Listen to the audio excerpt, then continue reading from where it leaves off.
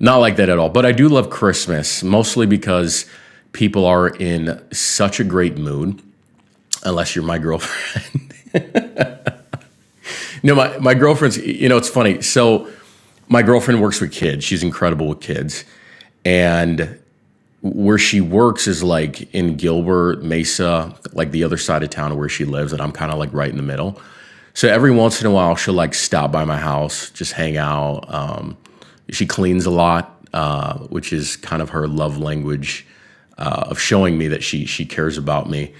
And dude, love her so much. I remember she came over the other day. This is all during the Christmas season, by the way. Everything's going great. And I'm sleeping, didn't know she was going to be there.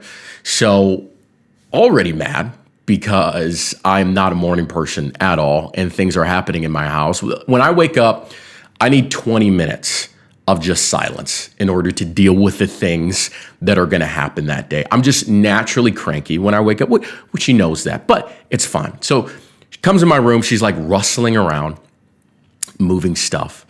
And so I finally open my eyes and I see her go into my closet and grab a jacket. Now, context. I bought this jacket a couple of years back and I went shopping. I think it was at like Macy's or some like TJ Maxx, like someplace super random like that.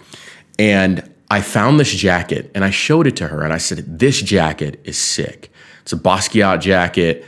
It says New York all over it. It's super just like hipster and jazzy, like kind of my style.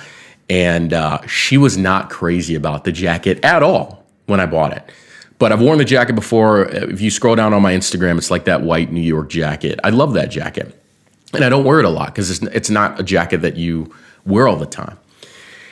And my girlfriend has taken it upon herself at several different times to wear this jacket. I've told her repeatedly, hey, I don't want you to wear that jacket. The last time she wore the jacket, she got makeup on the jacket and I had to put in the washer. And it's not the kind of jacket that you want to keep continuing to put in the washer. So, I look over at my girlfriend. I say, do not take that jacket. And she looks at me so confused, which sends me deeper into this ocean of rage that I feel is right below the surface of my consciousness. And she's like, please let me wear the jacket. And I'm like, no, I don't want you wearing that jacket. We've talked about this before. And she looks at me and she says, please, I'll buy you some coffee. Your boy loves coffee. I do. But you know what I like even more than coffee? Being listened to. And I say, I don't want you to buy me coffee. I want you to listen to me. You can take any other jacket, put my jacket back. And she throws a fit, dude. She throws a fit, man. So she storms out of the room. She's, doing stuff around my house. Meanwhile, I realize I can't go back to sleep. So I start scrolling on my phone. One of her friends throws us in a group chat and he sends a link to a Christian rave. Now, my girlfriend has been talking about for a very long time how she would love to attend a Christian rave because she's attended raves before and the more we kind of progress in our walk and understand the origin of raves and what they represent, we're just becoming less and less comfortable with attending, just regular raves. And so I see her friend send this link in a group chat. I'm like, you know what? She's making me so mad, but I'm going to grease the wheels here. And I'm going to buy her these tickets. I'm going to buy us a couple tickets. And then her attitude will go away and she'll realize I'm the greatest boyfriend of all time. So no hesitation. I click the link, purchase 2 tickets, send a screenshot, put in the chat. And she storms back into my room and she lets my dog jump all over me. I am so angry at this point, right? And she says, that's the night of my birthday dinner. Oh, dude. Man, literally getting sick talking about this. And she says, you never listen to me. So here's the thing. Early in the morning, trying to do something nice for my lady. And I'm thinking her friend is sending the link. So obviously, she's more than likely free that night. And I'm like, I'm just trying to do something nice. And she's like, fine, I'll figure it out. Da. And then she storms out, leaves my house. And the whole day, not the whole day. Okay, here's what you got to understand about me. When I'm mad, I am furious for like an hour, two tops. Like, don't talk to me. I am livid. Like, I'm not even beside myself. Like, if angry is beside myself, like I'm on Mars for like the next 2 hours. But like a sane person, I realize, oh, okay, I could have checked my tone, right? Like I'm the leader of our relationship. I could have handled it differently. I did not. I thought I was right in the moment. Still think I was right. But I could have handled that differently. So I'm trying to figure out, when to text her and like apologize. She's not texting me all day. And usually she calls me so many times during the day. And she didn't call me at all. So I actually got a ton of work done. And by the way, if you guys can hear my dog barking, sorry about that. He's insane. Maybe I'll let you guys meet him one day. His name is Aries.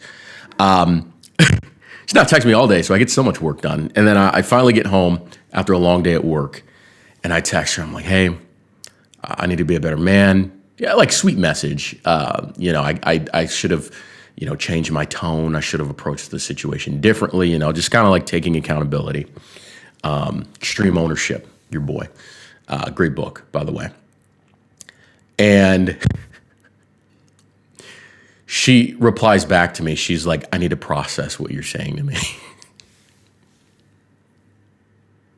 So I'm like, okay. Text her back. Love you. Leaves me on red. Now I'm re-angered. Like, like when you leave, you light a fire the night before, and you come back out to relight the fire, and it's like so much easier because you did it the night. That's like how I'm feeling right now. Now I'm angry. So I text her back, okay. And she realizes that now I'm angry. And she's like, hey, I'll call you after work, which she calls me during work all the time. And she finally gives me a call. She's all cheery and stuff. And I'm like, oh, excuse me. Okay, whatever. Like, she's like, you want to talk about earlier? And I was like, no, we kind of did. Like, apologize. Could have handled the situation differently. And she's like, we can't talk to each other like that in our relationship. We have to be more respectful. And I'm like, babe, I didn't say anything wrong.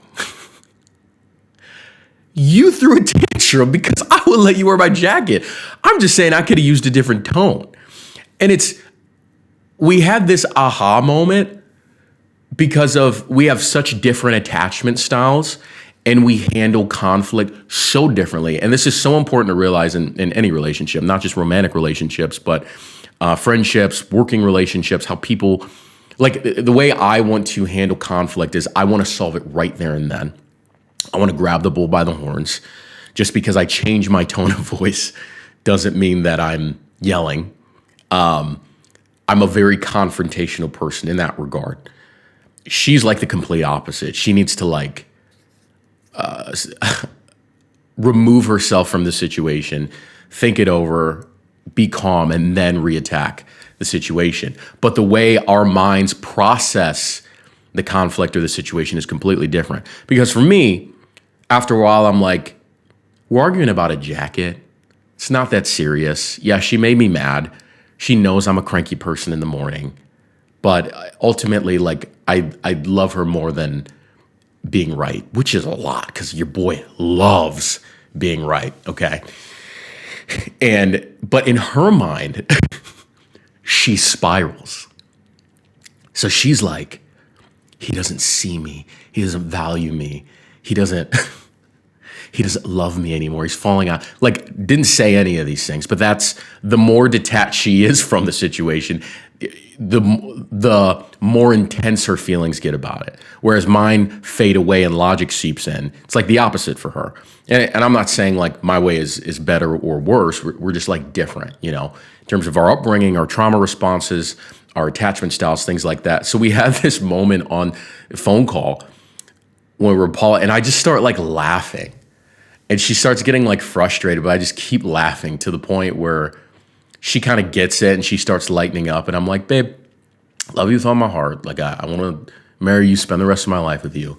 We were arguing about a jacket. This should have been at most an hour argument, and we cannot let this last all day. And it was a cool moment in our relationship. Because I feel like, you know, we've been dating a couple years. There's about 6 months in there where we weren't dating.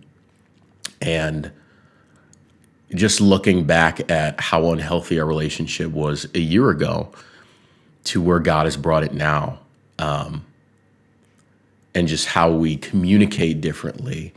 And, you know, she prayed for us at the end of that argument. And, you know, just our willingness to put God first and put the other person first. I don't think that component of our relationship was at least prevalent in the first round. And I'm just so grateful for her.